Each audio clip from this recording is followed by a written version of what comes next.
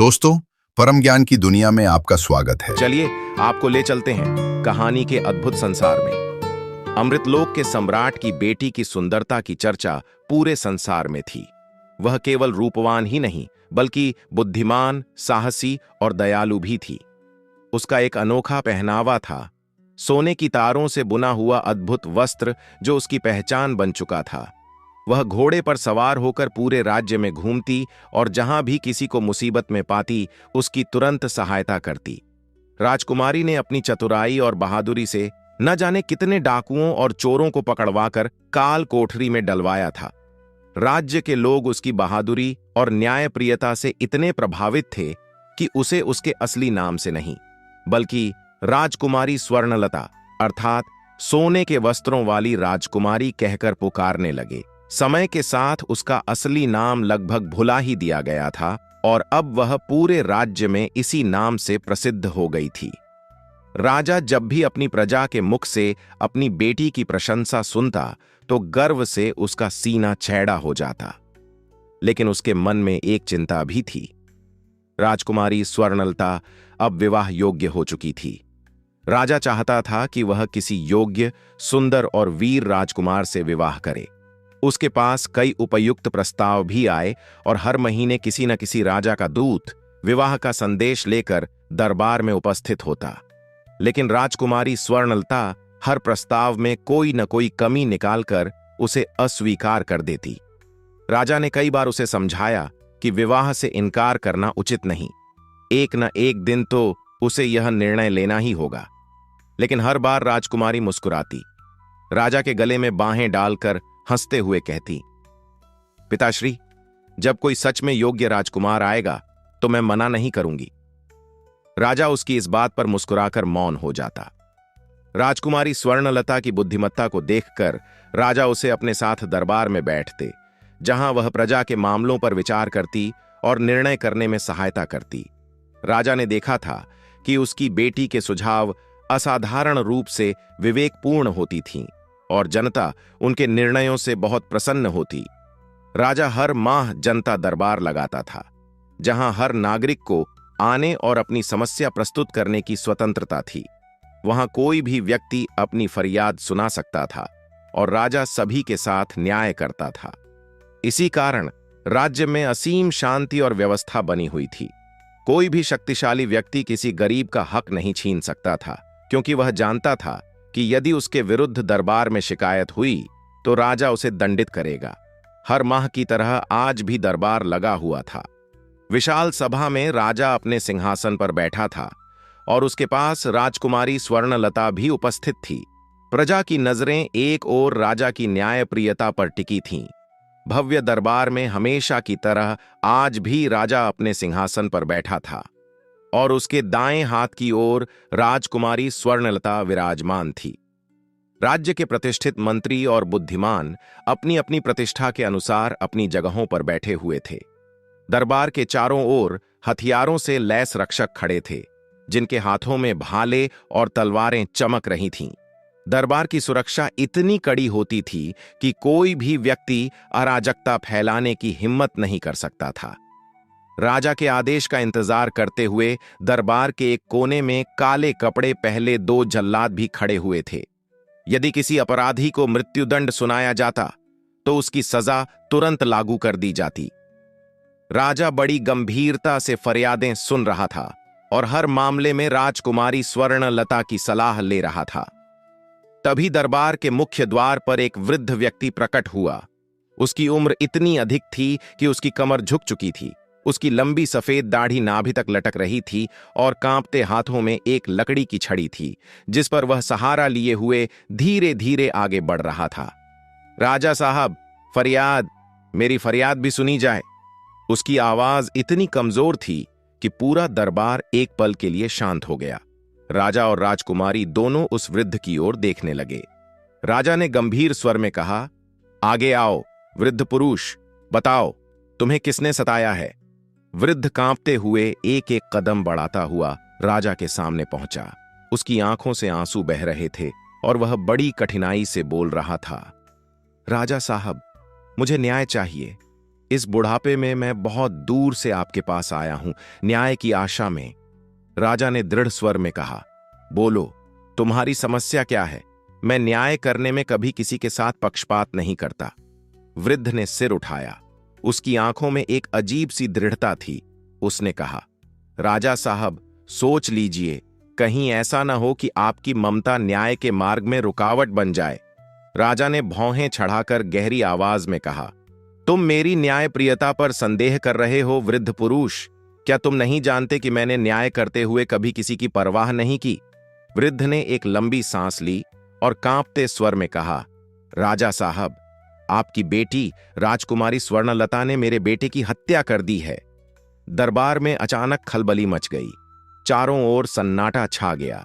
हर व्यक्ति गुस्से से वृद्ध को देखने लगा। क्या? राजा अवाक रह गया। राजकुमारी स्वर्णलता भी अचंभित थी।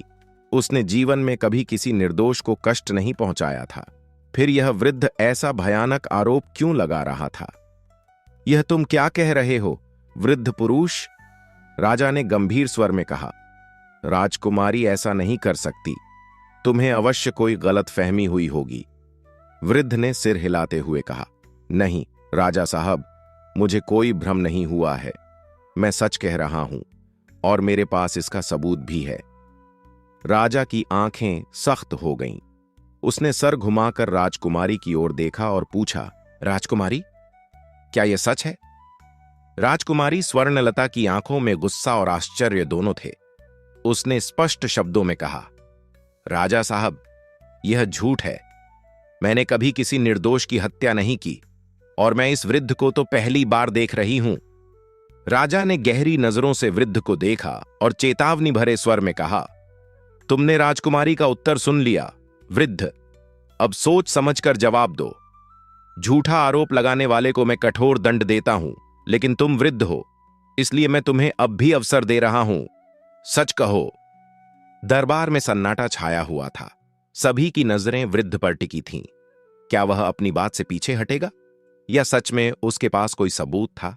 राजा, राजकुमारी और पूरा दरबार अब उस वृद्ध की अगली बात सुनने को उत्सुक था।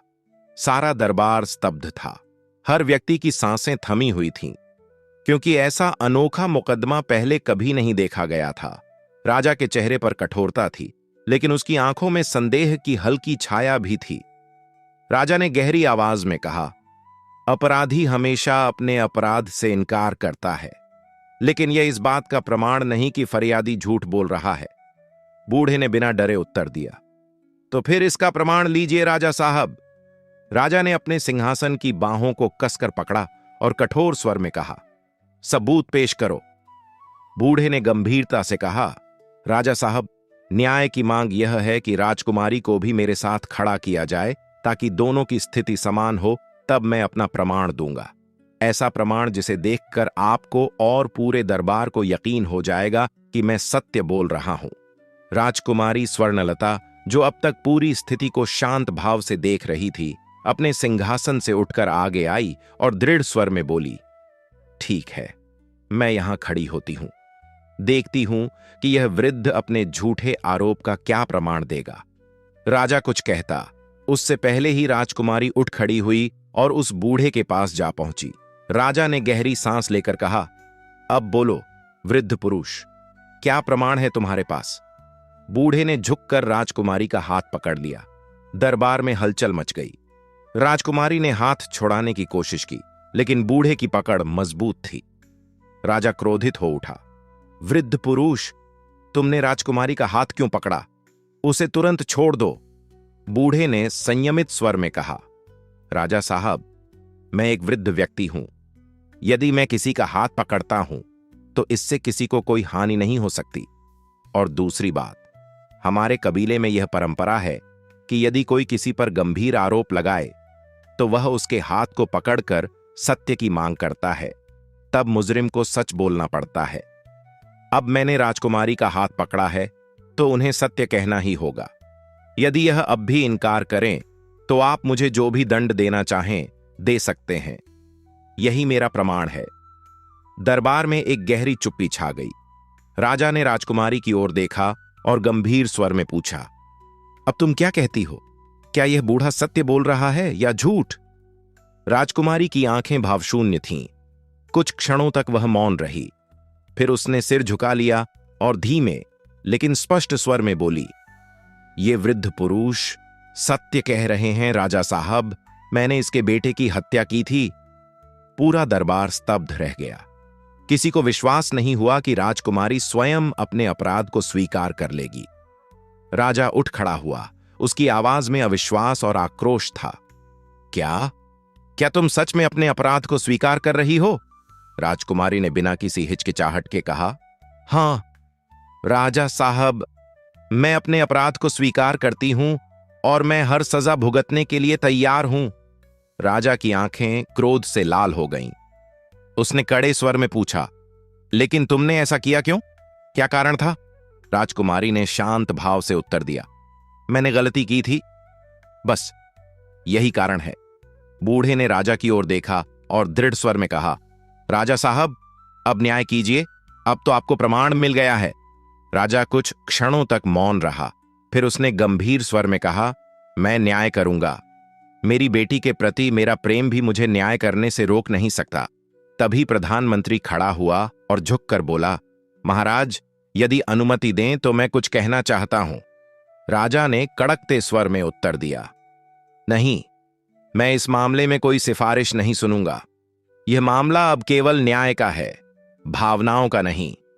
प्रधानमंत्री ने हाथ जोड़ते हुए कहा, महाराज, मैं कोई भी सिफारिश नहीं करूंगा। मैं तो बस कुछ कहना चाहता हूं ताकि इस अजीबोगरीब मुकदमे का आप सही फैसला कर सकें।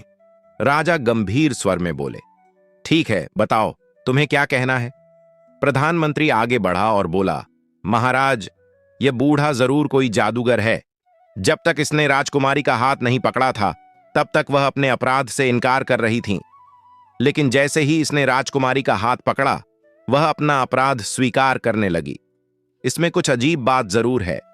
महाराज, आप इसे आदेश दें कि यह राजकुमारी का हाथ छोड़ दे, फिर हम देखेंगे कि राजकुमारी क्या कहती है। प्रधानमंत्री की बात सुनकर दरबार में बैठे सभी लोग सहमति में सिर हिलाने लगे। राजा को भी यह बात उचित लगी। उन्होंने आदेश दिया, वृद्ध पुरुष, राजकुमारी का हाथ छोड़ दो। बूढ़ा हल्की मुस्कान के साथ बोला, अब कोई फर्क नहीं पड़ता महाराज, मैंने अपना आरोप साबित कर दिया है। उसने धीरे धीरे राजकुमारी का हाथ छोड़ दिया। राजकुमारी सिर झुकाए चुपचाप खड़ी रही। राजा ने गहरी सांस ली और फिर से पूछा, बताओ राजकुमारी, क्या इस वृद्ध पुरुष का आरोप सही है? राजकुमारी ने कांपती आवाज में कहा, बूढ़ा सच कह रहा है। यह सुनते ही राजा अपनी गद्दी से झटके से उठ खड़े हुए। दरबार में सन्नाटा छा गया। प्रधानमंत्री और सभी दरबारी स्तब्ध रह गए। राजा ने हाथ उठाया और गंभीर स्वर में बोले, अब जबकि अपराध सिद्ध हो चुका है तो मैं। अचानक दरबार के दरवाजे पर तेज चीख सुनाई दी, रुकिए महाराज, बस एक क्षण रुकिए। सभी चौंक कर दरवाजे की ओर देखने लगे। वहां से एक युवक तेज कदमों से अंदर आ रहा था। उसकी चाल में आत्मविश्वास था और चेहरे पर दृढ़ संकल्प। उसने राजसी वस्त्र पहने हुए थे। राजा ने तीखी आवाज में पूछा, अब तुम कौन हो? युवक ने सिर झुकाकर कहा, महाराज, मेरा नाम राजकुमार कार्तिक है। मैं वज्रलोक का राजकुमार हूं। यह बूढ़ा जो आपके सामने खड़ा है दुनिया का सबसे चालाक जादूगर है। यह सब कुछ केवल राजकुमारी स्वर्णलता से विवाह करने के लिए कर रहा है। राजा ने संदेहपूर्ण दृष्टि से पूछा, तुम्हें यह सब कैसे पता चला और तुम ठीक उसी समय यहां कैसे पहुंचे जब हम निर्णय लेने वाले थे? राजकुमार कार्तिक ने जवाब दिया, महाराज, मैं आपके राज्य की सीमा से लगे जंगल में शिकार कर रहा था। वहीं मुझे एक वृद्ध व्यक्ति मिला जिसने मुझे तुरंत आपके दरबार में आने के लिए कहा। उसने मुझे इस जादूगर की पूरी सच्चाई बताई। उसकी बात सुनते ही मैं अपने घोड़े पर सवार होकर पूरे वेग से यहां आया और ईश्वर का धन्यवाद है कि मैं समय पर पहुंच गया। बूढ़े ने नाराजगी से कहा, यह युवक झूठ बोल रहा है। यह राजा को न्याय करने से रोकना चाहता है। मैं एक वृद्ध व्यक्ति हूं। भला मैं कैसे एक युवा राजकुमारी से विवाह करने की सोच सकता हूं? और फिर महाराज, आपके न्याय के अनुसार हत्या का बदला हत्या से ही दिया जाता है। यदि दरबार में राजकुमारी को मृत्युदंड दे दिया जाएगा तो मैं उससे विवाह कैसे कर सकता हूं? यह सरासर झूठ और कपट है। राजकुमार कार्तिक ने बूढ़े की आंखों में देखते हुए कहा, अब मैं तुम्हारे इस छलावे का सच सबके सामने लाऊंगा। राजकुमार कार्तिक ने बूढ़े की चालाकी को समझते हुए गुस्से में अपनी अंगूठी उतारी और तेजी से उसकी ओर फेंकी।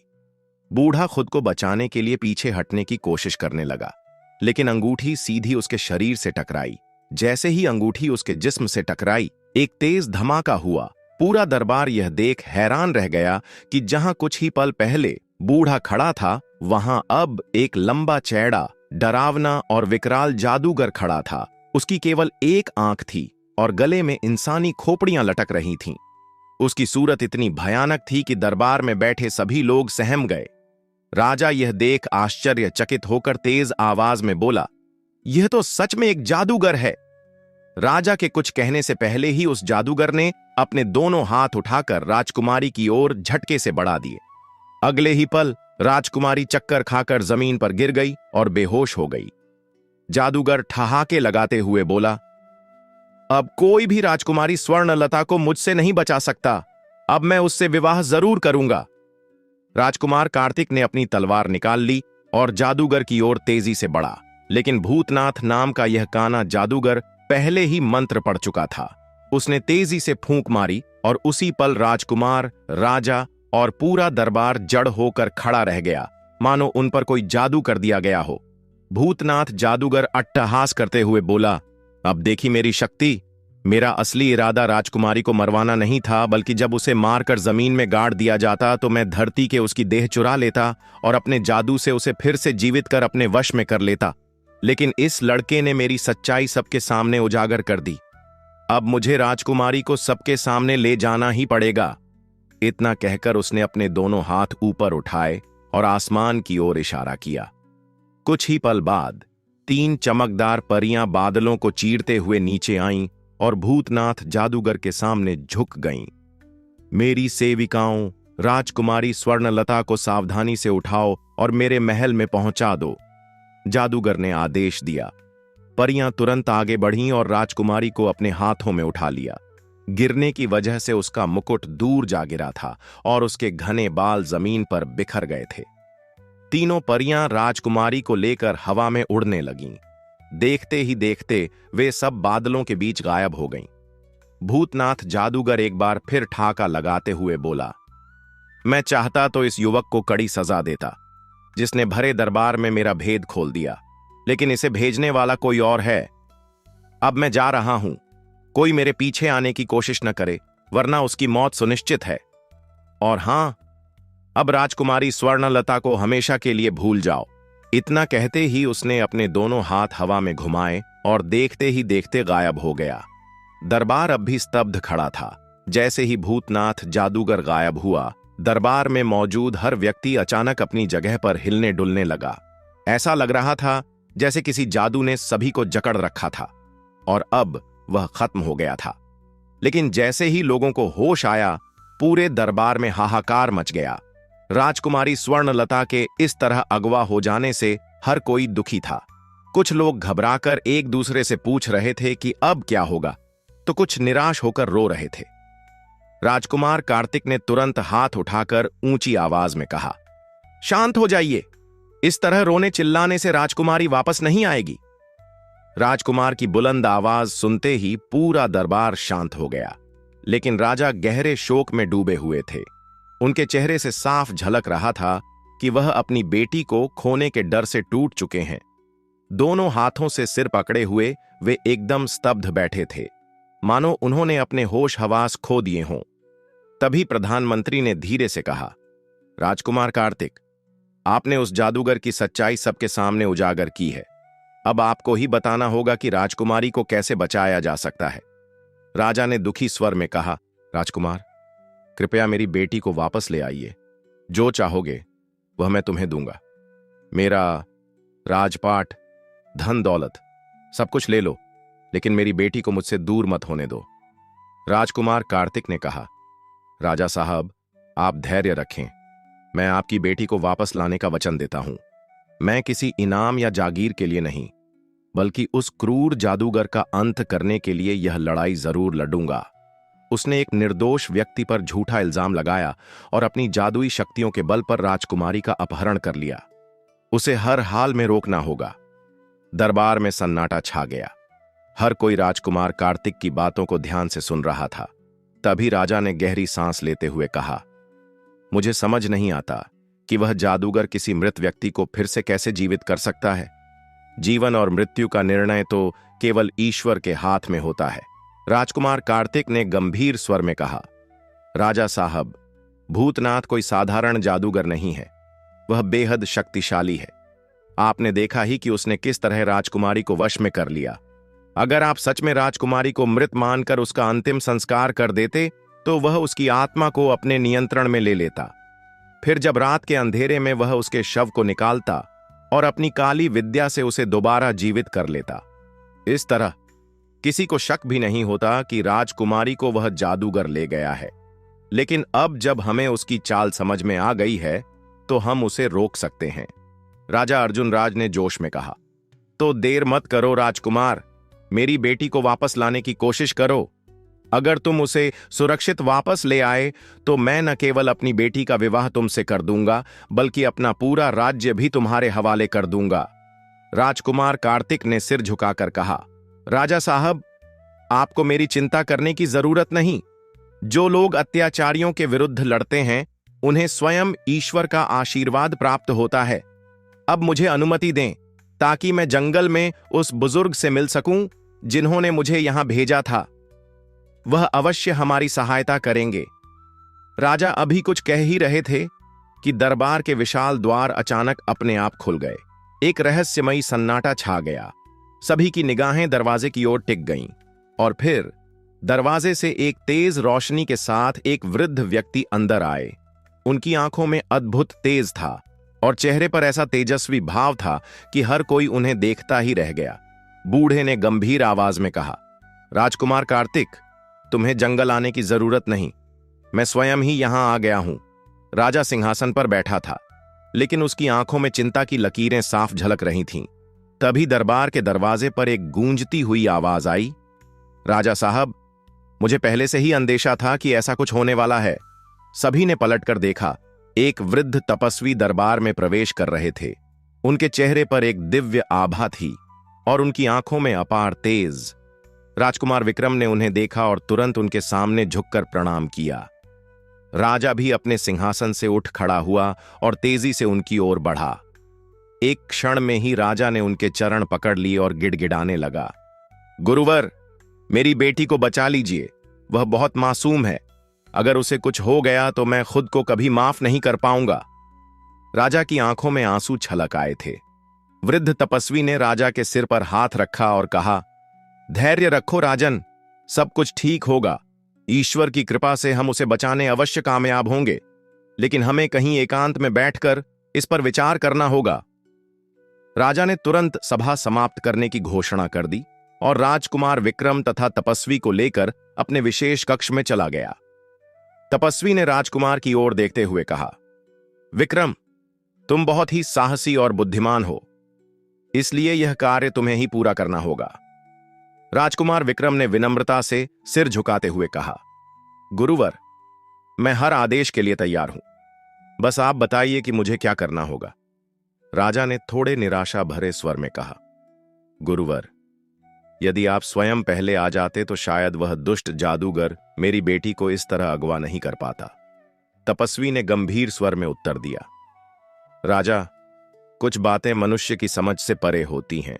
मैं एक महत्वपूर्ण साधना में लीन था जिससे बाहर निकलना असंभव था।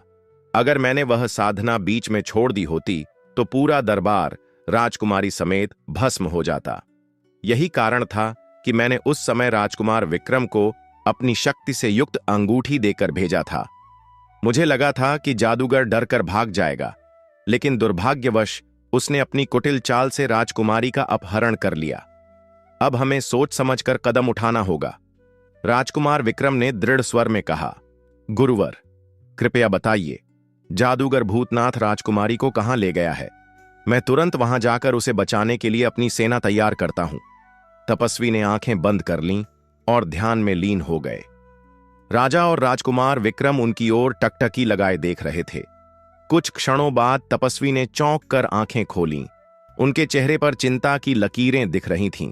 राजा घबराते हुए बोले, गुरुवर, मेरी बेटी सुरक्षित तो है ना?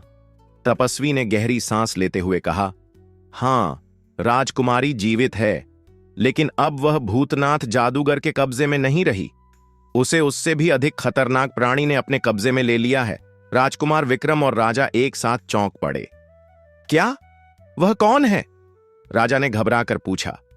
तपस्वी ने गंभीर स्वर में कहा, वह कालज देव है। वह एक भयानक शक्ति वाला दैत्य है जो अमृतलोक की पहाड़ियों में अपने गुप्त महल में रहता है। उसका महल धरती के अंदर छिपा हुआ है, जहां पहुंचना आसान नहीं। जब भूतनाथ जादूगर की परियां राजकुमारी को लेकर जा रही थीं, तभी कालज देव धरती से बाहर आया था। उसने जब राजकुमारी को देखा तो उसकी सुंदरता से मोहित हो गया। उसने अपनी दैवी शक्ति से उन परियों को नष्ट कर दिया और राजकुमारी को अपने महल में ले गया। बुजुर्ग ने गंभीर स्वर में कहा, अब स्थिति यह है कि काला देव राजकुमारी से विवाह करना चाहता है, लेकिन वह अब भी भूतनाथ जादूगर के जादू के प्रभाव में बेहोश है। उसे तभी होश में लाया जा सकता है जब भूतनाथ जादूगर स्वयं अपना जादू समाप्त करे या फिर उसे पराजित कर दिया जाए। भूतनाथ जादूगर को इस बात की जानकारी है, लेकिन वह भी विवश है। उसका जादू काला देव पर असर नहीं कर सकता और वह स्वयं उसके महल में प्रवेश नहीं कर सकता। राजा और राजकुमार कार्तिक ध्यान से बुजुर्ग की बातें सुन रहे थे।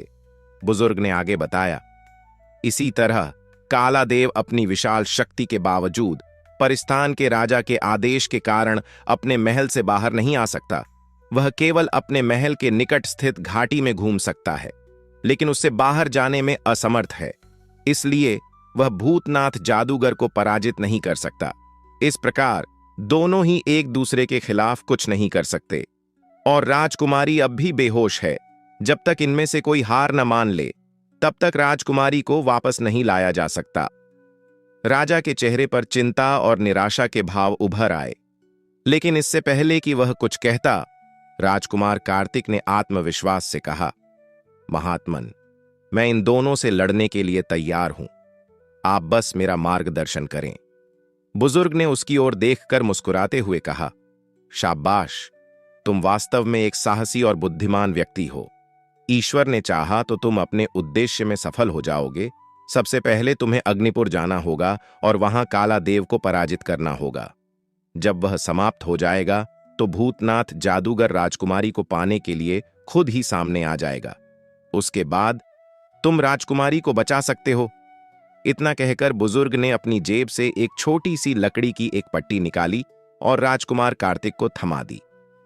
यह पट्टी अपने पास रखना। जब भी तुम्हें कोई कठिनाई महसूस हो और कोई हल न सूझे तो इसे निकाल कर देखना। इस पर तुम्हारी समस्या का हल लिखा हुआ मिलेगा। इसके अलावा मैं तुम्हारी कोई और सहायता नहीं कर सकता, केवल प्रार्थना कर सकता हूं। बाकी सब तुम्हें अपनी सूझबूझ और साहस से करना होगा। लेकिन यह मत भूलना कि जो भी अन्याय के विरुद्ध लड़ता है, उसकी सहायता स्वयं परमात्मा करता है। जो उसकी शक्ति पर विश्वास रखते हैं, वे अंततः विजय प्राप्त करते हैं। राजकुमार कार्तिक ने बड़े आदर के साथ पट्टी को दोनों हाथों से लेकर अपनी जेब में रख लिया और कहा, बस मुझे इतना और बता दीजिए कि अग्निपुर कहां है और काला देव का महल किस ओर स्थित है। बुजुर्ग ने गंभीरता से उत्तर दिया, मुझे इसका ज्ञान है। यह पहाड़ियां यमन की उत्तरी सीमा पर स्थित हैं। राजकुमार कार्तिक ने सिर हिलाते हुए कहा, अच्छा, तो अब मुझे अनुमति दीजिए और मेरे लिए प्रार्थना कीजिए। बुजुर्ग ने उसके कंधे पर स्नेहपूर्ण थपकी दी और कहा, साहस मत खोना राजकुमार, हमारी प्रार्थनाएं तुम्हारे साथ हैं। राजा ने भी उसके कंधे पर हाथ रखा और भावुक स्वर में कहा, मेरा आशीर्वाद तुम्हारे साथ है पुत्र। ईश्वर तुम्हें विजयी बनाए। राजकुमार कार्तिक ने झुककर बुजुर्ग और राजा को प्रणाम किया और आत्मविश्वास के साथ कमरे से बाहर निकल गया। उधर भूतनाथ जादूगर जैसे ही राजा के दरबार से गायब हुआ, वह तुरंत अपने महल की ओर चल पड़ा। उसका एकमात्र उद्देश्य था राजकुमारी स्वर्णलता को दोबारा होश में लाना और उससे विवाह करना। लेकिन उसके मन में एक बड़ी चिंता थी, काला देव। काला देव बेहद क्रूर और शक्तिशाली था। परिस्तान के राजा ने उसकी अत्याचारी प्रवृत्ति से तंग आकर उसे पहाड़ियों के नीचे एक महल में कैद कर दिया था। उसे किसी भी स्थिति में उन पहाड़ियों से बाहर निकलने की अनुमति नहीं थी। लेकिन समस्या यह थी कि भूतनाथ जादूगर को अपने महल तक जाने के लिए उन्हीं पहाड़ियों से गुजरना पड़ता था। उसे डर था कि अगर काला देव की नजर राजकुमारी स्वर्णलता पर पड़ गई तो वह उसे छीन लेगा और उसे वापस लाना असंभव हो जाएगा। यही कारण था कि भूतनाथ ने अपनी उन परियों को बुलाया था जो इंसानों के बीच नौकरानियों के रूप में रहती थीं। उसने सोचा कि जब वे परियां राजकुमारी को लेकर जाएंगी तो अगर काला देव उन्हें देख भी ले तो यह समझेगा कि परिस्तान के राजा ने परियों के माध्यम से किसी को बुलवाया है। अगर ऐसा खतरा न होता तो भूतनाथ खुद राजकुमारी को ले जाता। वह चाहता तो अपने जादू से राजकुमारी को तत्काल अपने महल पहुंचा सकता था, लेकिन उसे डर था कि ऐसा करने से जादू का प्रभाव राजकुमारी के मन पर पड़ सकता है और वह हमेशा के लिए पागल हो सकती है। भूतनाथ किसी विक्षिप्त स्त्री से विवाह नहीं करना चाहता था, चाहे वह कितनी भी सुंदर क्यों न हो। दरबार से गायब होते ही वह अपने महल में पहुंचा, लेकिन जब उसे पता चला कि परियां अभी तक राजकुमारी को लेकर नहीं आई हैं, तो वह बेचैन हो उठा। वह तेजी से अपने विशेष कक्ष में गया, जिसकी दीवारों पर विशाल दर्पण जड़े हुए थे। भूतनाथ एक दर्पण के सामने रुका। उसने दोनों हथेलियां उठाईं और दर्पण की ओर मोड़कर ऊंची आवाज में मंत्र पढ़ने लगा। जैसे जैसे मंत्र पूरा होता गया, दर्पण की सतह धुंधली होने लगी।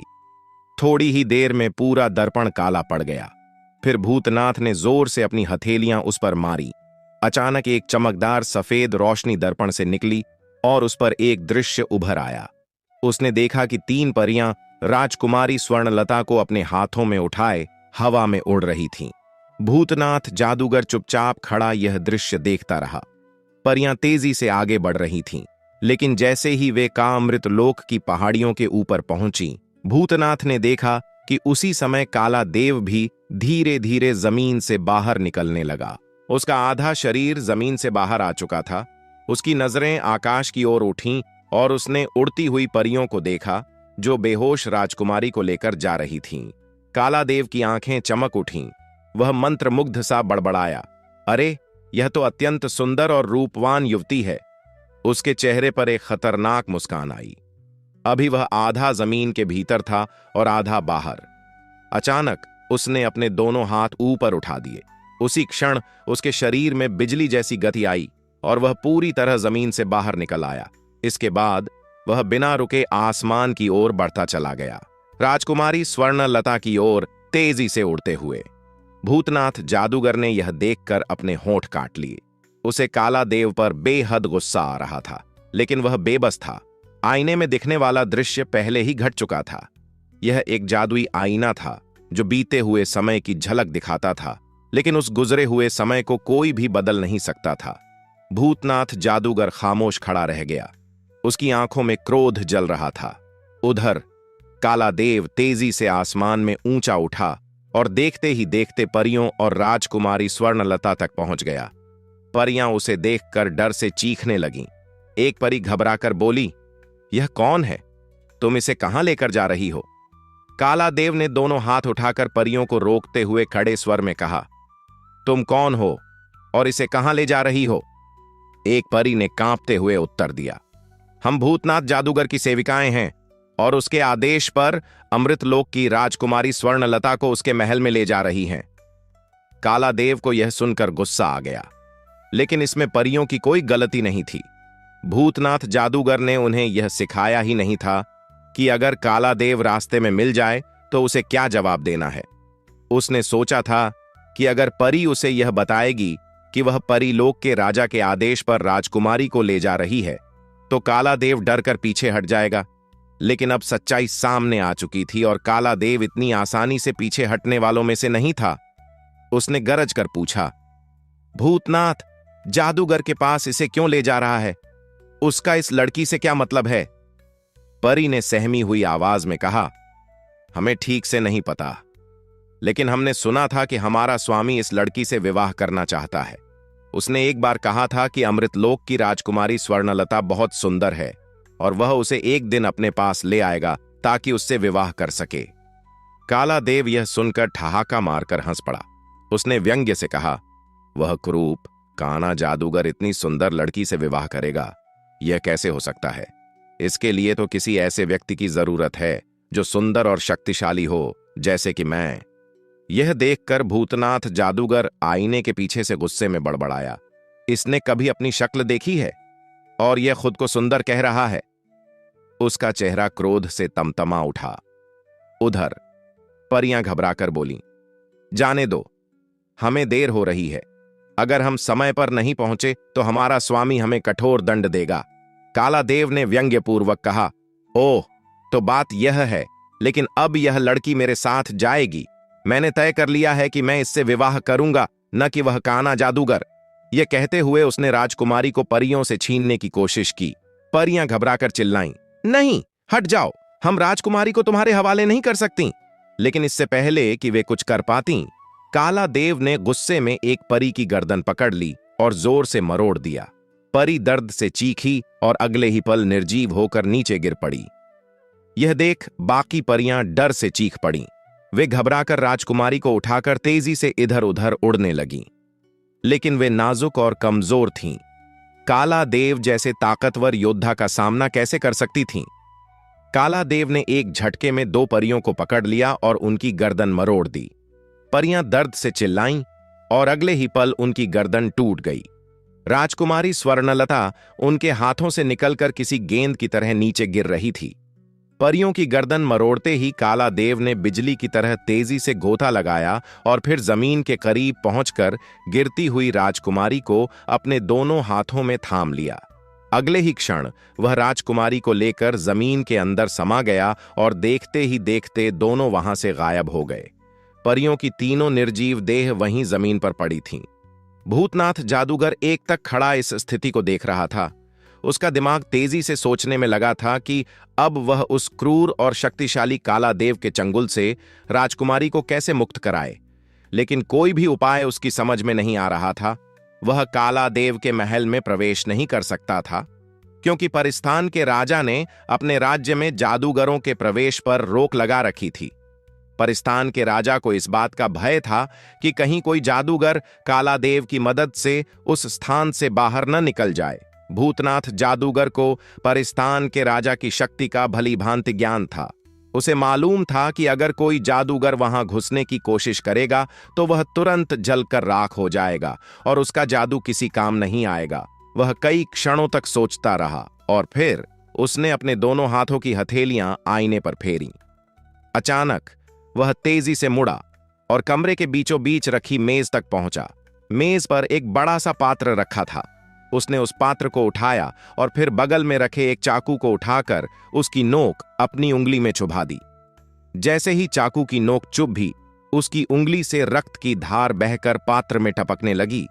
जादूगर ने तुरंत अपनी उंगली मुंह में डाल ली और खून का रिसाव रोकने के लिए उसे चूसने लगा। कुछ ही क्षणों में खून बहना बंद हो गया। अब उसने झुककर पात्र में पड़े रक्त को ध्यान से देखा और साथ ही बुदबुदाते हुए एक मंत्र का जाप करने लगा। खूनी बोने, इस पात्र से बाहर आओ। खूनी बोने, इस पात्र से बाहर आओ। भूतनाथ जादूगर ने जोर से कहा। जैसे ही मंत्र समाप्त हुआ, पात्र में भरा रक्त धीरे धीरे गायब होने लगा। जब पात्र पूरी तरह खाली हो गया तो अचानक उसमें से एक नन्हा सा बोना उछलकर मेज पर आ खड़ा हुआ। उसका रंग रक्त के समान लाल था। मेज पर खड़े होते ही उसका कद बढ़ने लगा और कुछ ही क्षणों में वह आम बोनों के बराबर हो गया। जैसे ही उसने अपनी जगह बनाई, वह झुककर बोला, आदेश दें मेरे स्वामी, आपने मुझे क्यों बुलाया है? भूतनाथ जादूगर ने उसकी ओर तीखी नजरों से देखा और कहा, खूनी बोने, मैं राजकुमारी स्वर्णलता को परियों की सहायता से अपने महल में लाने ही वाला था, लेकिन रास्ते में काला देव ने उन परियों को मार डाला और राजकुमारी को छीनकर अपने महल में ले गया। मुझे बताओ, मैं उसे कैसे वापस ला सकता हूं? खूनी बोने ने कुछ क्षण सोचा, फिर धीरे से पूछा, मेरे स्वामी, आप इस राजकुमारी को अपने महल में क्यों लाना चाहते हैं? भूतनाथ जादूगर ने झुंझलाते हुए कहा, मैं उससे विवाह करना चाहता हूं। वह मुझे बहुत पसंद है। क्या राजकुमारी भी आपसे विवाह करना चाहती थी? खूनी बोने ने अगला प्रश्न किया। भूतनाथ जादूगर हंस पड़ा और बोला, नहीं, मैंने उस पर मंत्र डालकर उसे वश में कर लिया था। मैं उसे अपने महल में लाकर होश में लाने वाला था, क्योंकि उसे मैंने बेहोश कर दिया था, और फिर मेरे जादू के प्रभाव में आकर वह मुझसे विवाह के लिए तैयार हो जाती। लेकिन यह शापित काला देव बीच में टपक पड़ा और उसने मेरी योजना पर पानी फेर दिया। अब मुझे डर है कि वह भी उससे विवाह करने का प्रयास करेगा। भूतनाथ जादूगर ने गहरी सोच में डूबे हुए खूनी बोने से कहा, हां, वह जरूर कोशिश करेगा। खूनी बोने ने जवाब दिया, लेकिन उसकी कोशिश कभी सफल नहीं होगी मेरे स्वामी। राजकुमारी स्वर्णलता के दिमाग पर तुम्हारे जादू का असर है और वह अभी भी बेहोश है। काला देव उसे होश में नहीं ला सकता, वह केवल हाथ मलता रह जाएगा। उसे यह सुनकर राहत मिली कि राजकुमारी स्वर्णलता फिलहाल काला देव के बस में नहीं थी।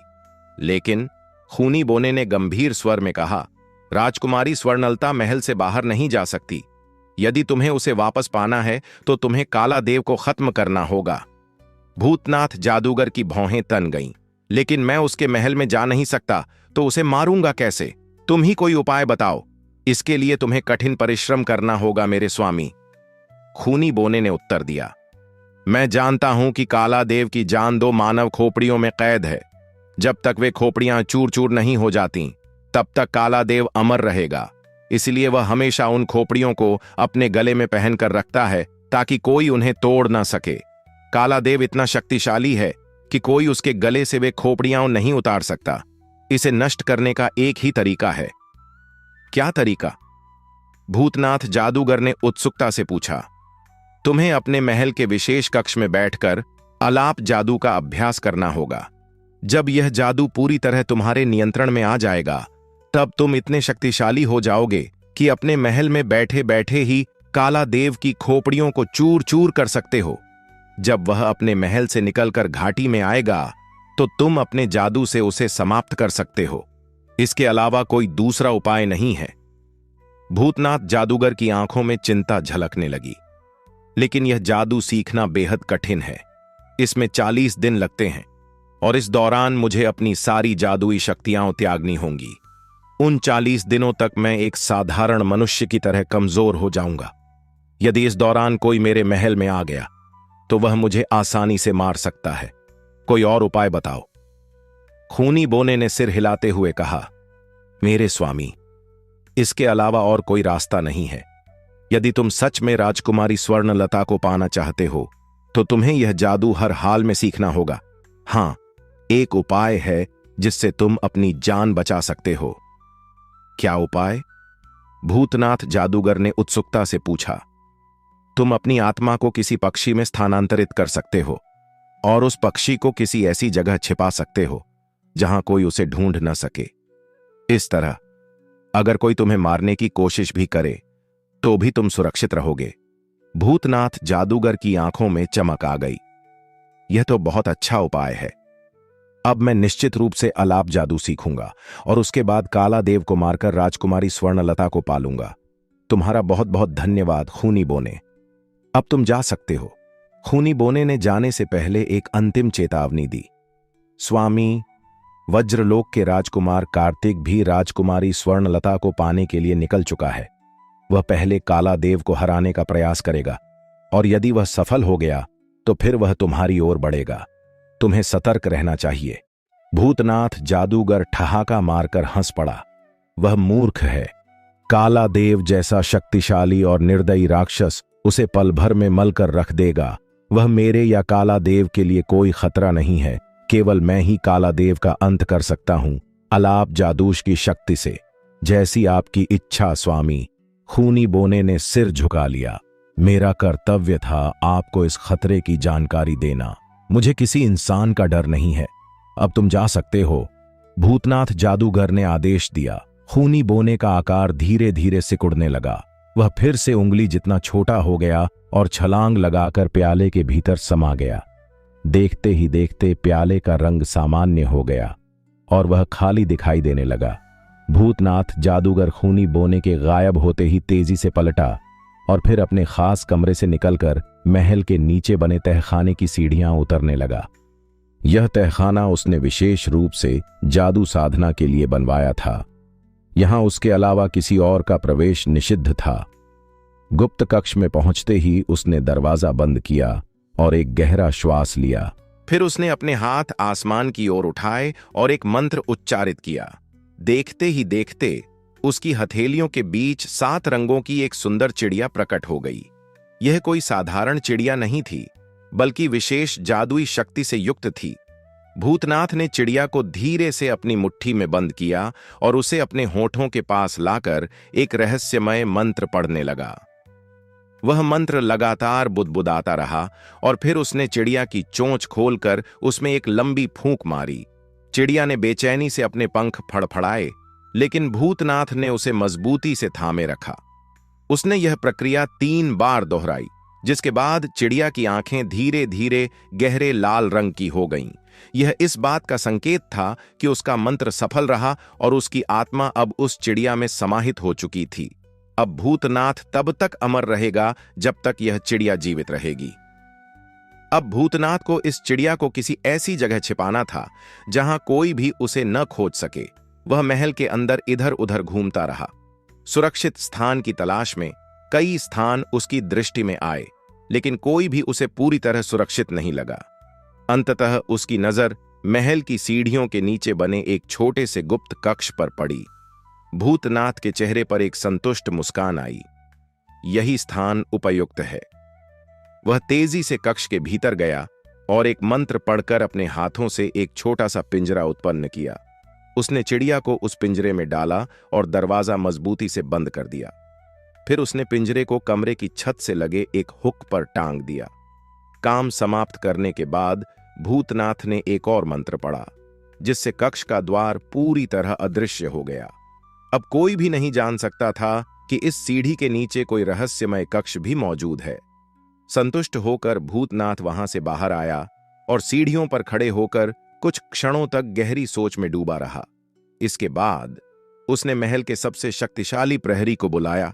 यह एक विशालकाय बलशाली व्यक्ति था, जिसका मस्तिष्क भूतनाथ ने अपने जादू से नियंत्रित कर रखा था। उसके कई अनुचर भी थे जो उसके अधीन थे और पूरी तरह उसकी आज्ञा का पालन करते थे। यदि कोई जादूगर महल पर आक्रमण करता तो वह पहले इन पहरेदारों को जादू से हटाने की कोशिश करता, लेकिन वे असली इंसान थे जिन्हें जादू से नहीं हराया जा सकता था। भूतनाथ ने पहरेदार को आदेश दिया कि वह अगले 40 दिनों तक महल की सुरक्षा में कोई चूक न होने दे।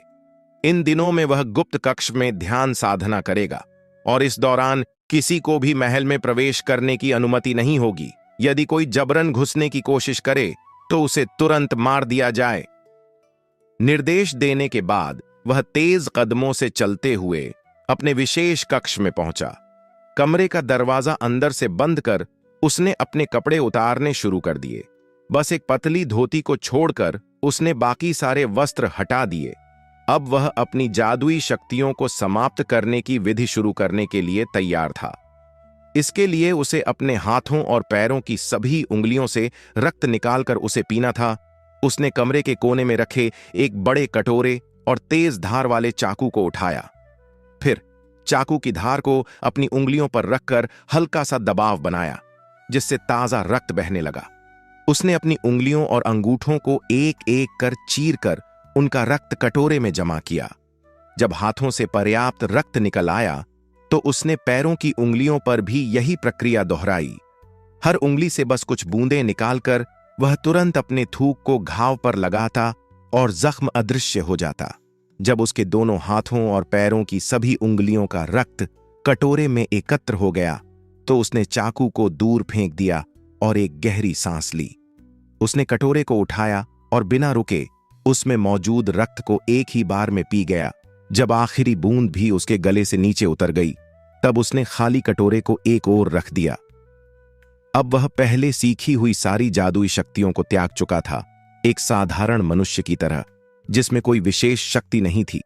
लेकिन उसे चिंता नहीं थी, डर भी नहीं था, क्योंकि उसने पहले ही अपनी आत्मा को 7 रंगों वाली चिड़िया में सुरक्षित कर लिया था। अब कोई भी उसका अंत नहीं कर सकता था। उसे अच्छी तरह पता था कि जैसे ही वह अलौकिक विद्या को प्राप्त कर लेगा, उसकी पुरानी सभी शक्तियां स्वतः ही लौट आएंगी। और जब वह यह विद्या प्राप्त कर लेगा तो वह न केवल संसार का सबसे महान जादूगर बनेगा, बल्कि काला देव को भी पराजित कर देगा। इसके साथ ही राजकुमारी स्वर्णलता को भी वह अपना बना सकेगा। उसके लिए यह सबसे बड़ी उपलब्धि होगी कि वह न केवल सबसे शक्तिशाली बनेगा, बल्कि दुनिया की सबसे सुंदर स्त्री भी उसकी जीवन संगिनी होगी। अब अपना जादू समाप्त करने के बाद वह जमीन पर बैठ गया। अपनी टांगें मोड़कर ध्यान की मुद्रा में बैठते ही उसने अपनी आंखें बंद कर लीं और अलौकिक विद्या प्राप्त करने के लिए विशेष मंत्रों का जाप शुरू कर दिया। उधर काला देव राजकुमारी स्वर्णलता को अपने महल में ले आया था। वह अत्यधिक प्रसन्न था, मानो किस्मत ने उसके लिए सोने की बारिश कर दी हो। उसने कभी सोचा भी नहीं था कि बिना किसी कठिनाई के उसे संसार की सबसे अनुपम सुंदरता प्राप्त हो जाएगी। वह जिस महल में रहता था वहां कोई भी जाने की हिम्मत नहीं करता था। वर्षों से वह वहां अकेला रह रहा था और इस एकाकी जीवन से ऊब चुका था। लेकिन आज परिस्थितियां पूरी तरह बदल चुकी थीं। उसने राजकुमारी स्वर्णलता को महल के सबसे सुंदर कक्ष में शानदार तरीके से सजाए गए एक विशाल पलंग पर लिटा दिया। फिर वह उसे होश में लाने की कोशिश करने लगा। उसने उसे हल्के से हिलाया, फिर जोर जोर से झंझोड़ा, लेकिन राजकुमारी की चेतना वापस नहीं आई। यह देखकर काला देव बेचैन हो उठा। उसे समझ नहीं आ रहा था कि आखिर राजकुमारी होश में क्यों नहीं आ रही थी। काफी देर तक प्रयास करने के बाद भी जब कोई असर नहीं हुआ तो अचानक उसे अपनी एक बुजुर्ग सेविका की याद आई। यह वही स्त्री थी जो उसके लिए भोजन बनाती थी और जिसे परिलोक के राजा ने उसकी देखभाल के लिए भेजा था। पूरे महल में वही अकेली सेविका थी जो काला देव के साथ रहती थी। एक बार उसने काला देव को बताया था कि वह मामूली जादू भी जानती है और अपने जादू से बीते हुए समय की घटनाओं को देख सकती है। काला देव को यह ध्यान आते ही उसने जोर जोर से उस बुजुर्ग सेविका को पुकारना शुरू कर दिया। कुछ क्षणों बाद एक वृद्धा प्रकट हुई। उसके बाल सफेद हो चुके थे, यहां तक कि उसकी भौहें और पलकें भी सफेदी से भर चुकी थीं। कमरे में बूढ़ी औरत दाखिल हुई। उसके चेहरे पर चिंता की लकीरें साफ नजर आ रही थीं। उसने काला देव के सामने हाथ जोड़कर कहा, हुक्म मेरे स्वामी। काला देव ने गर्व से कहा, बूढ़ी औरत, देखो हम अपने विवाह के लिए कितनी सुंदर स्त्री लाए हैं। उसने पलंग पर बेहोश पड़ी राजकुमारी स्वर्णलता की ओर इशारा किया। बूढ़ी औरत ने हैरान होकर राजकुमारी को देखा और बोली, स्वामी, यह कोई साधारण स्त्री नहीं, बल्कि किसी बड़े राज्य की राजकुमारी लगती है।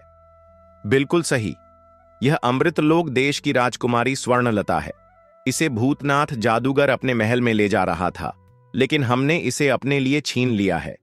अब हम स्वयं इससे विवाह करेंगे, लेकिन यह होश में नहीं आ रही, इसलिए तुम्हें बुलाया है। तुम बताओ, इसे होश में कैसे लाया जाए? काला देव ने कहा। बूढ़ी औरत चौंक गई। स्वामी, विवाह और आप? हाँ हाँ, क्यों? क्या मैं सुंदर नहीं हूं? तुम बस इसे होश में लाने का उपाय बताओ, फिर देखना ये कितनी खुशी से हमसे विवाह करने को तैयार होगी। काला देव ने गर्व से छाती छेड़ी करते हुए कहा। बूढ़ी औरत धीरे धीरे आगे बढ़ी और राजकुमारी के पास जाकर झुक गई। उसने ध्यान से राजकुमारी का चेहरा देखा, फिर आंखें बंद कर लीं। कुछ देर बाद जब उसने आंखें खोलीं तो उसके चेहरे पर चिंता की गहरी लकीरें थीं। स्वामी, इसे होश में लाना आसान नहीं है, बूढ़ी औरत ने गंभीर स्वर में कहा। क्या मतलब? पूरी बात साफ साफ कहो, काला देव ने झुंझलाते हुए कहा। बूढ़ी औरत बोली, स्वामी, भूतनाथ जादूगर ने राजकुमारी के मन पर अपना वश कर लिया है और उसे अपने जादू से बेहोश कर दिया है। जब तक वह स्वयं अपना जादू न हटाए या फिर उसका अंत न हो जाए, तब तक न ही राजकुमारी का मन स्वतंत्र हो सकता है और न ही वह होश में आ सकती है। उस भूतनाथ की इतनी हिम्मत कि वह मेरी होने वाली रानी पर जादू करे। मैं उसकी हड्डियां तोड़ दूंगा, उसे अभी बुलाओ, काला देव ने गुस्से में पैर पटकते हुए कहा। बूढ़ी औरत ने सिर झुकाकर कहा, स्वामी, भूतनाथ जादूगर स्वयं राजकुमारी से विवाह करना चाहता था और वह इस बात से बहुत क्रोधित है कि आपने उसे रास्ते में रोककर राजकुमारी को छीन लिया। इसलिए वह आपको मारने के इरादे से अपनी आत्मा को 7 रंगों वाली चिड़िया में सुरक्षित करके अपने गुप्त कक्ष में बैठ गया है और अलाप जादू प्राप्त करने का अनुष्ठान कर रहा है। जब तक वह स्वयं न मरे तब तक राजकुमारी को होश नहीं आ सकता। यह सुनकर काला देव का गुस्सा और बढ़ गया। मैं उसे देख लूंगा, पर यह क्या कह रही हो कि कोई और भी हमारी राह में बाधा बनने आ रहा है? बूढ़ी औरत ने सिर झुका लिया। जी स्वामी, राजकुमारी को बचाने के लिए वज्रलोक देश का राजकुमार कार्तिक भी अमृत लोक की पहाड़ियों की ओर बढ़ रहा है। उसका इरादा है कि पहले आपसे युद्ध करे, फिर भूतनाथ जादूगर का अंत करके राजकुमारी को वापस ले जाए। काला देव ठहाका लगाकर हंसा। हा हा हा, उस इंसान की इतनी हिम्मत कि मुझसे टक्कर ले। परी लोक के शक्तिशाली से शक्तिशाली देवता भी मेरा सामना करने से डरते हैं, और यह साधारण मनुष्य मुझसे युद्ध करेगा? कहां है वह? बताओ, मैं अभी उसकी हड्डियां तोड़ डालूंगा। बूढ़ी औरत ने शांत स्वर में कहा। स्वामी, वह 3 दिनों में यहां पहुंच जाएगा। यदि आप अनुमति दें तो मैं एक उपाय बता सकती हूं, जिससे वह मनुष्य भी समाप्त हो जाएगा, भूतनाथ जादूगर का भी अंत हो जाएगा और राजकुमारी का जादू भी टूट जाएगा। फिर आप निश्चिंत होकर उससे विवाह कर सकेंगे। काला देव ने आंखें सिकोड़कर उसकी ओर देखा। अच्छा, तो जल्दी बताओ, वह उपाय क्या है? कजाल देव ने आश्चर्य से पूछा। मालकिन, भूतनाथ जादूगर इस समय अपना सारा जादू खो चुका है। वह अब एक साधारण व्यक्ति बन चुका है। उसके महल के दरबान बहुत ताकतवर हैं, लेकिन मेरे सामने उनकी कोई हैसियत नहीं।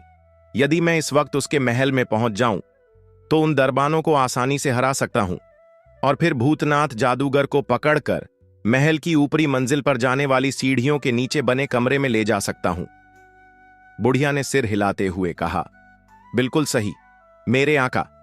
उस कमरे का दरवाजा अंदर से बंद है, जिसे भूतनाथ जादूगर ने अपनी शक्ति से सील कर दिया है। अब वह दरवाजा तभी खुलेगा जब भूतनाथ अपना जादू पूरी तरह से वापस पा लेगा। लेकिन यह आपके लिए कोई कठिन काम नहीं है। आप उस दीवार को तोड़ सकते हैं और छत से लटक रहे पिंजरे में बंद सतरंगी चिड़िया को पकड़ सकते हैं। जैसे ही आप उसकी गर्दन मरोड़ेंगे, भूतनाथ जादूगर का अंत हो जाएगा। बुढ़िया ने आगे कहा।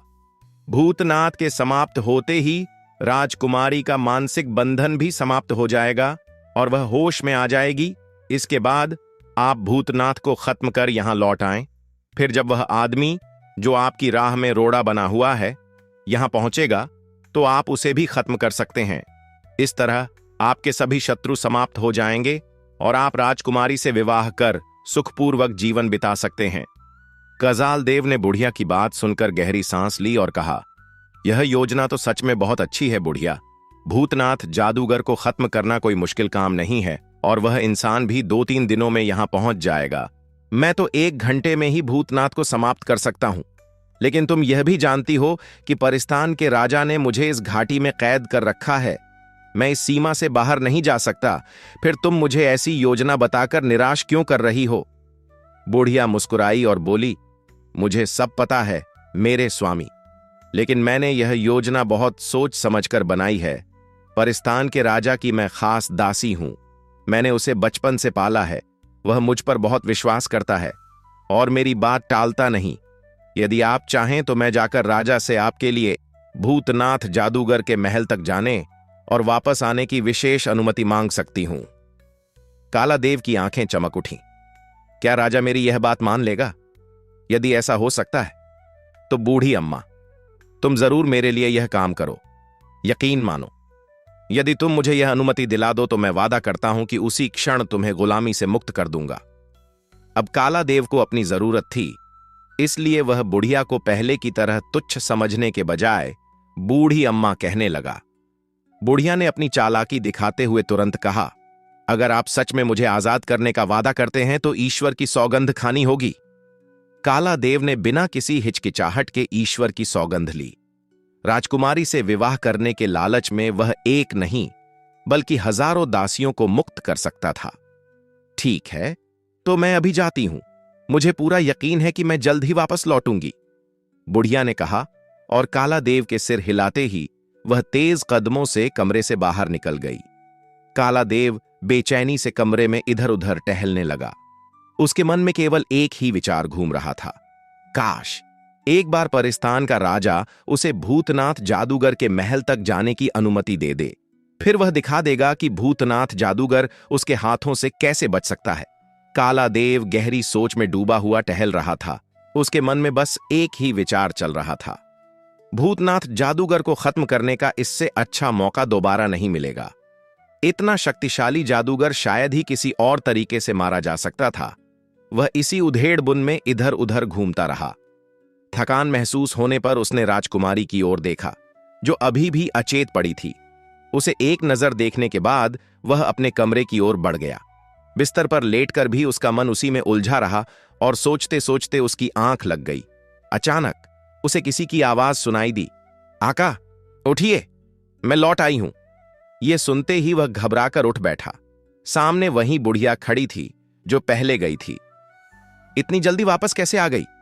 काला देव ने हैरानी से पूछा। बुढ़िया मुस्कुराई और बोली, जल्दी नहीं आका, मुझे आने जाने में 1.5 दिन लग गया, लेकिन मैं इजाजत लेकर आ गई हूं। यह कहकर उसने हाथ में पकड़ा हुआ एक कागज काला देव की ओर बढ़ाया। काला देव ने वह कागज लिया और पढ़ने लगा। उस पर परिस्तान के राजा की शाही मुहर लगी हुई थी, जिसमें यह आदेश था कि काला देव एक बार वादी से बाहर निकलकर भूतनाथ जादूगर के महल में जा सकता है और फिर वापस लौट सकता है। वाह बूढ़ी अम्मा, तुमने कमाल कर दिया। काला देव खुशी से उछल पड़ा। फिर उसने बुढ़िया की ओर देखते हुए कहा, मैं अपने वादे का पक्का हूं। आज से तुम आजाद हो। अब तुम जहां चाहो जा सकती हो। बुढ़िया के चेहरे पर खुशी की लहर दौड़ गई। उसने अपने कान में पड़ा गुलामी का निशान उतारकर दूर फेंक दिया। उसकी आंखों में आजादी की चमक थी।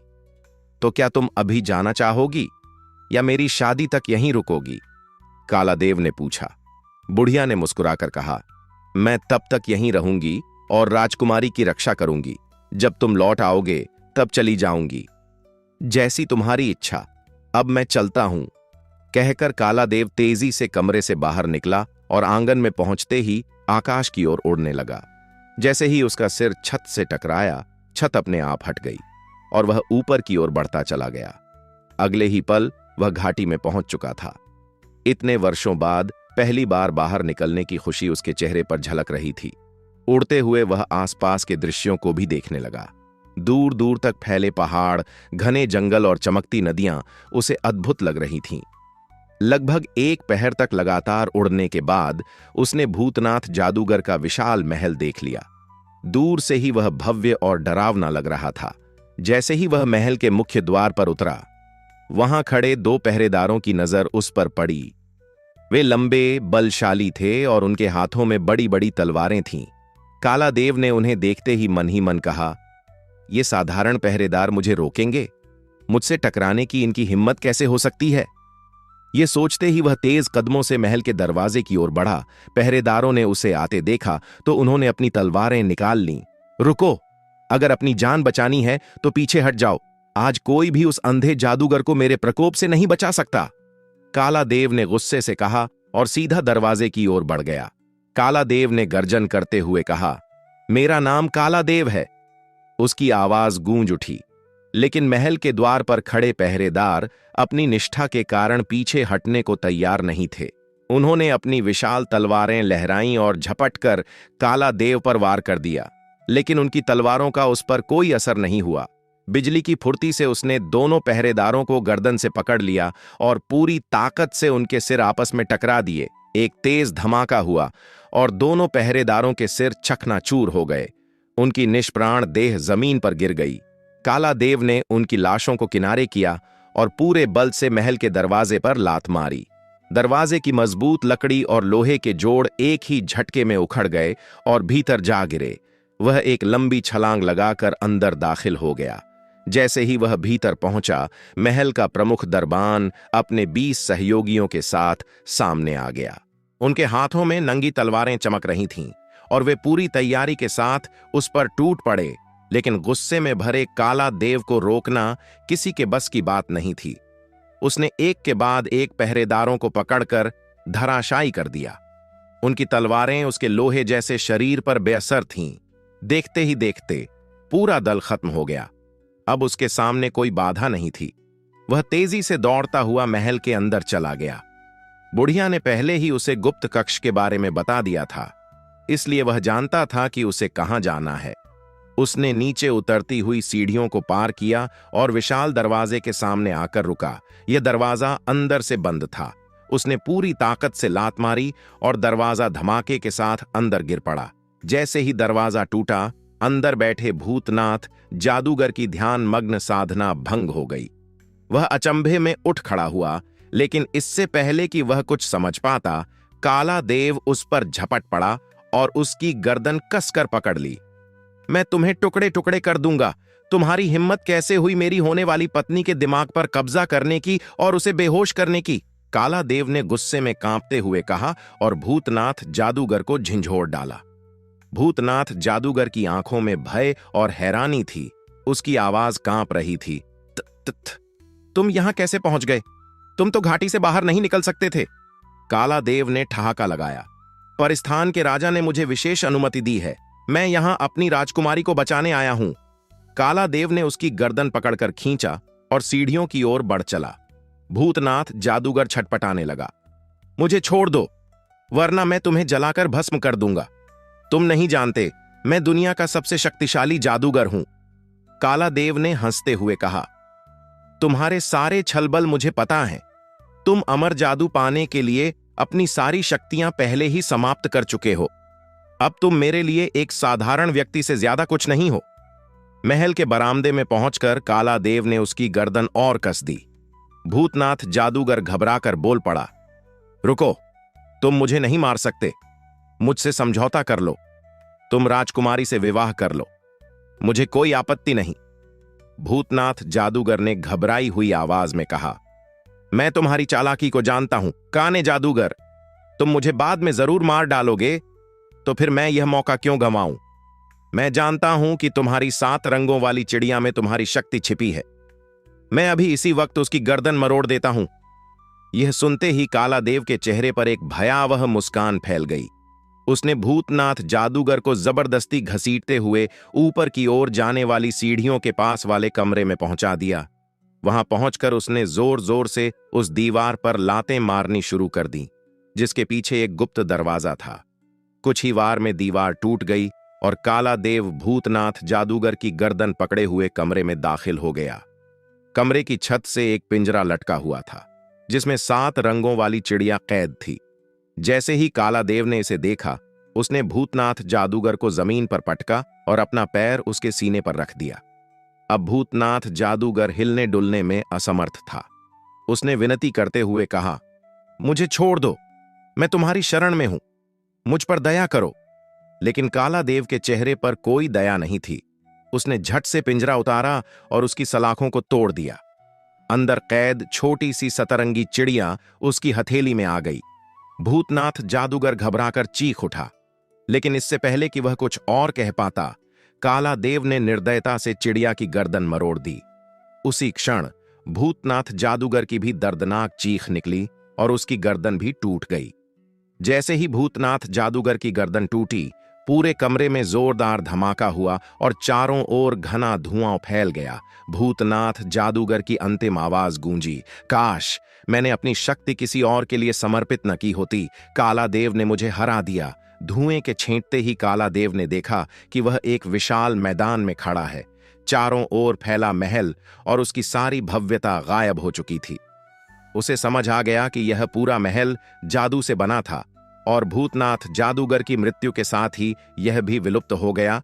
तभी उसके मन में विचार आया कि राजकुमारी भी अब होश में आ चुकी होगी। उसने देर के बिना आकाश में छलांग लगाई और तेज गति से अपने महल की ओर उड़ चला। उधर राजकुमार कार्तिक तेजी से अमृतलोक की पहाड़ियों की ओर बढ़ रहा था। उसे पता था कि पहले उसे काला देव से लड़ना होगा और फिर भूतनाथ जादूगर का अंत करना पड़ेगा। इसके बाद ही वह राजकुमारी रत्तार को वापस अपने राज्य ले जा सकता था। सफर लंबा था, इसीलिए उसे अमृतलोक की पहाड़ियों तक पहुंचने में 3 दिन लग गए। तीसरे दिन जब वह पहाड़ियों के निकट पहुंचा, तो उसने वहीं रुककर अपनी जेब से वह तख्ती निकाली जो एक बुजुर्ग ने उसे दी थी। राजकुमार कार्तिक ने तख्ती को देखते हुए कहा, हे तख्ती, मुझे बताओ, क्या मैं सही स्थान पर पहुंच गया हूं और मैं काला देव को कैसे हरा सकता हूं? जैसे ही उसने ये शब्द कहे, तख्ती पर चमकती हुई इबारत उभर आई, राजकुमार कार्तिक, तुम सही स्थान पर पहुंच चुके हो, लेकिन काला देव से लड़ने के लिए तुम्हें अपनी बुद्धि और शक्ति दोनों पर भरोसा करना होगा। वह अत्यंत शक्तिशाली देव है, जिस पर कोई तलवार, तीर या खंजर असर नहीं करता। उसका जीवन उन 2 खोपड़ियों में समाया हुआ है, जिन्हें वह हर समय अपने गले में लटकाए रखता है। यदि तुम किसी भी तरह अपनी तलवार के एक ही वार से दोनों खोपड़ियों को एक साथ तोड़ सको, तो तुम उसे पराजित कर सकते हो। तख्ती पर लिखी बातों को पढ़कर राजकुमार कार्तिक ने गहरी सांस ली और तख्ती को वापस अपनी जेब में रख लिया। अब उसे यह तो पता चल गया था कि काला देव की मृत्यु किस चीज में छिपी है, लेकिन यह जानकर वह हैरान था कि काला देव इतना ताकतवर है कि उस पर कोई भी हथियार असर नहीं करता। फिर भी उसने कभी हिम्मत नहीं हारी थी। अभी उसका घोड़ा कुछ ही दूर गया था कि अचानक एक बड़ी चट्टान की ओट से एक बूढ़ी औरत बाहर आई। वह इतनी वृद्ध थी कि उसके सिर के बाल ही नहीं, बल्कि भौहें और पलकें भी सफेद हो चुकी थीं। उसने अपने कांपते हुए हाथों से इशारा किया कि राजकुमार रुक जाए। राजकुमार ने घोड़ा रोक लिया और उस बूढ़ी औरत से पूछा, क्या बात है अम्मा, तुम यहां अकेली क्यों खड़ी हो?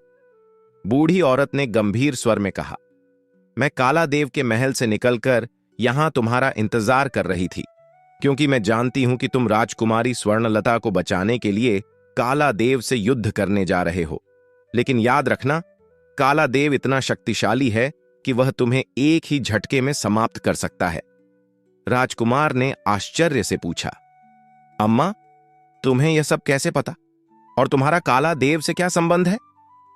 बूढ़ी औरत ने धीरे धीरे अपनी पूरी कहानी सुनाई। कैसे वह काला देव की दासी थी, कैसे काला देव भूतनाथ जादूगर के माध्यम से और भी अधिक शक्तिशाली बनना चाहता था, और कैसे उसने मौका पाकर खुद को उस बंधन से मुक्त किया था। उसने यह भी बताया कि भूतनाथ जादूगर के मरते ही राजकुमारी स्वर्णलता होश में आ गई थी और वह स्वयं वहां मौजूद थी। मैंने उसे शांत किया और समझाया कि जब तक काला देव का अंत नहीं होगा, तब तक वह महल से बाहर नहीं जा सकती। इसलिए मैंने उसे वहीं छोड़कर तुम्हारा इंतजार करने का निश्चय किया, बूढ़ी औरत ने कहा। राजकुमार ने राहत की सांस ली और कहा, यह तो अच्छा हुआ कि एक दुश्मन तो खुद ही खत्म हो गया, लेकिन अम्मा, तुमने हमारे लिए इतना कुछ किया, आखिर क्यों? जबकि तुम आदमियों की दुनिया से तो नहीं हो। बूढ़ी औरत की आंखों में करुणा झलकने लगी। उसने कहा, मैंने जब राजकुमारी स्वर्णलता को देखा तो मुझे उस पर दया आ गई।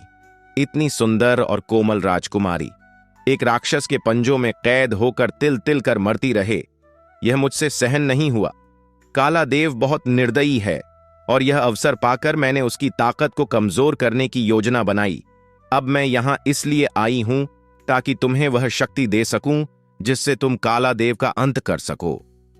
यह कहते हुए बूढ़ी औरत ने अपनी झुर्रियों भरी हथेलियों से अपनी जेब से एक चमकती हुई अंगूठी निकाली और राजकुमार की ओर बढ़ा दी। इसे पहन लो। जब तक यह अंगूठी तुम्हारी उंगली में रहेगी, तब तक काला देव का कोई भी वार तुम पर असर नहीं करेगा। और जब सही समय आए तो अपनी तलवार की पूरी ताकत से उसके गले में मौजूद खोपड़ियों को तोड़ डालना। यही उसका अंत करने का एकमात्र तरीका है। राजकुमार ने अंगूठी अपने हाथ में ले ली और जैसे ही उसने उसे पहना, वह एक अजीब ऊर्जा से भर गया। लेकिन जैसे ही उसने बूढ़ी औरत की ओर देखा, वह वहां से गायब हो चुकी थी। राजकुमार ने इस चमत्कारी सहायता के लिए भगवान का धन्यवाद किया और फिर अंगूठी को अपनी उंगली में पहनकर घोड़े को पूरी ताकत से दौड़ा दिया। वह पहले पहाड़ी पर चढ़ा और फिर दूसरी ओर उतरने लगा। रास्ते में ही उसने देखा कि एक विशाल और भयानक दानव धरती से निकल रहा है। उसके गले में 2 मानव खोपड़ियां लटकी हुई थीं और वह गुस्से से गरजते हुए अपने विशाल हाथों को ऊपर उठाए खड़ा था। कुछ ही पलों में वह पूरी तरह से धरती से बाहर आ गया और राजकुमार की ओर दौड़ने लगा। राजकुमार ने भी अपनी तलवार को लहराते हुए घोड़े को उसकी ओर तेजी से बढ़ाया। काला देव गुस्से से गरजता हुआ आगे बढ़ा और उसने पूरी ताकत से राजकुमार पर वार करने के लिए हाथ उठाया, लेकिन उसी क्षण घोड़ा डरकर उछल पड़ा। काला देव का वार घोड़े की गर्दन पर पड़ा और घोड़ा राजकुमार सहित दूर जाकर गिर पड़ा, मानो वह रबर की कोई वस्तु हो। राजकुमार गिरते ही फुर्ती से उठ खड़ा हुआ। उसे कुछ चोटें आईं, लेकिन उसने खुद को संभाल लिया। काला देव फिर से वार करने के लिए आगे बढ़ा, लेकिन जैसे ही वह राजकुमार के करीब पहुंचा, राजकुमार बिजली की तेजी से एक ओर हट गया। काला देव ने एक बार फिर पूरी ताकत से राजकुमार को मारने के लिए हाथ घुमाया, लेकिन ऐन मौके पर राजकुमार का पैर फिसल गया और वह नीचे गिर गया। काला देव का वार खाली चला गया और उसकी अपनी ही ताकत के कारण वह खुद एक लट्टू की तरह घूमने लगा। राजकुमार ने इस अवसर का पूरा फायदा उठाया। उसने पूरी शक्ति से तलवार निकालकर काला देव की कमर पर वार किया, लेकिन उसकी तलवार का काला देव पर कोई असर नहीं हुआ। काला देव ने तेजी से पलटकर राजकुमार को पकड़ने की कोशिश की, लेकिन राजकुमार फुर्ती से एक ओर कूद गया। फिर भी काला देव ने उसे जकड़ ही लिया, लेकिन उसी समय उसके पैर के नीचे एक पत्थर आ गया और वह संतुलन खो बैठा। इस बार काला देव अपनी पीठ के बल जमीन पर गिर पड़ा। राजकुमार ने यह सुनहरा अवसर नहीं गंवाया। उसने पूरी ताकत से तलवार उठाकर काला देव के सीने पर मौजूद मानव खोपड़ियों पर वार किया। जैसे ही तलवार उन खोपड़ियों से टकराई, एक जबरदस्त धमाका हुआ और काला देव जमीन पर बुरी तरह तड़पने लगा। खोपड़ियां टूटकर बिखर गईं और काला देव दर्द से कराहते हुए छटपटाने लगा। कुछ देर तक तड़पने के बाद उसकी आंखें पथरा गईं और उसका अंत हो गया। राजकुमार ने भगवान का धन्यवाद किया। तभी उसने देखा कि सामने से राजकुमारी स्वर्णलता उस बूढ़ी औरत के साथ दौड़ती हुई उसकी ओर आ रही थी। राजकुमारी भावुक होकर राजकुमार के पास पहुंची और सिर झुकाते हुए बोली, तुम सच में बहादुर हो राजकुमार कार्तिक। तुमने मुझे बचाने के लिए जो कुछ किया है, मैं इसके लिए सदैव तुम्हारी आभारी रहूंगी। राजकुमार ने मुस्कुराते हुए कहा, यह तो मेरा कर्तव्य था राजकुमारी, लेकिन हमें असली धन्यवाद इस बूढ़ी अम्मा को देना चाहिए, जिन्होंने हमारी सहायता की और न केवल काला देव का अंत कराया, बल्कि उस खतरनाक जादूगर का भी नाश करवा दिया। राजकुमार कार्तिक ने मुस्कुराते हुए जवाब दिया। राजकुमारी स्वर्णलता ने झुककर बुढ़िया के चरण स्पर्श किए।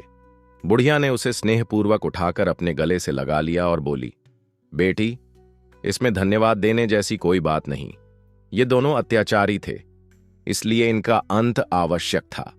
और हां, राजकुमारी स्वर्णलता, राजकुमार कार्तिक न केवल बहादुर है, बल्कि बहुत नेक दिल भी है।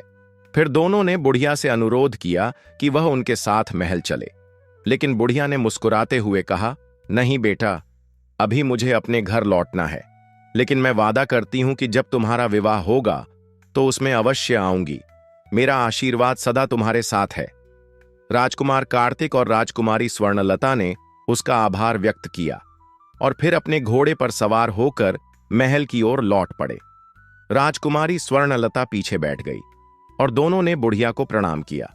राजकुमार कार्तिक के मन में संतोष था कि उसने काला देव को पराजित कर दिया, लेकिन वह यह भी जानता था कि यह सब उस रहस्यमयी अंगूठी की शक्ति से संभव हुआ था। यदि अंगूठी न होती तो शायद वह काला देव का सामना नहीं कर पाता। उसे इस बात का भी संतोष था कि घोड़ा सुरक्षित था और पूरी यात्रा बिना किसी बाधा के पूरी हुई। घंटों की यात्रा के बाद अंततः वे राजा अमृतलोक के महल पहुंचे। जब पूरे नगर को यह समाचार मिला कि राजकुमारी स्वर्णलता सुरक्षित लौट आई है, तो पूरे राज्य में उत्सव का माहौल छा गया। लोग खुशी से नाचने लगे। जब राजा को यह शुभ समाचार मिला तो वह तुरंत राजमहल के द्वार की ओर नंगे सिर और नंगे पैर दौड़ पड़ा। उसने अपनी बेटी को गले से लगा लिया और उसकी आंखों से अश्रुधारा बहने लगी। फिर वह राजकुमार कार्तिक की ओर मुड़ा और उसकी वीरता के लिए धन्यवाद दिया। राजा ने पूरे राज्य में उत्सव मनाने की घोषणा की। महल को दीपों से सजाया गया और हर ओर आनंद का वातावरण था। रात को जब राजकुमार कार्तिक विश्राम के लिए अपने कक्ष में गया, तो राजा ने डरते डरते राजकुमारी स्वर्णलता से पूछा, बेटी, क्या तुम राजकुमार कार्तिक के साथ विवाह के लिए सहमत हो? राजा को यह भय था कि कहीं वह पहले की तरह इस बार भी मना न कर दे। लेकिन जब राजकुमारी ने सिर झुकाकर हामी भरी और शर्माते हुए वहां से भाग गई, तो राजा की खुशी का ठिकाना न रहा। उसने पूरे महल में नाचते हुए यह घोषणा कर दी कि राजकुमारी स्वर्णलता और राजकुमार कार्तिक का विवाह निश्चित कर दिया गया है। अगले ही दिन पूरे राज्य में इस शुभ अवसर की घोषणा कर दी गई। कुछ ही दिनों बाद पूरे धूमधाम से राजकुमार कार्तिक और राजकुमारी स्वर्णलता का विवाह संपन्न हुआ। इस शुभ अवसर पर पूरे राज्य में दीप जलाए गए और राजा ने गरीबों के लिए राजकोष के द्वार खोल दिए। चारों ओर उल्लास और आनंद का वातावरण था। विवाह के बाद राजकुमार कार्तिक अपनी पत्नी राजकुमारी स्वर्णलता को अपने राज्य ले गया। वहां पहुंचकर उसके पिता वज्रलोक के राजा ने राजकुमारी का स्नेहपूर्वक स्वागत किया। उन्हें भी अपनी पुत्र वधू अत्यंत प्रिय लगी। इस प्रकार राजकुमार कार्तिक और राजकुमारी स्वर्णलता ने अपने जीवन की नई यात्रा प्रेम और सुख शांति के साथ प्रारंभ की। दोस्तों, अगर आपको यह कहानी पसंद आई तो हमारे चैनल को सब्सक्राइब जरूर करें। फिर मिलेंगे दोस्तों एक नई कहानी और एक नए विचार के साथ। तब तक हंसते रहिए, मुस्कुराते रहिए और अपने जीवन में सकारात्मकता बनाए रखिए।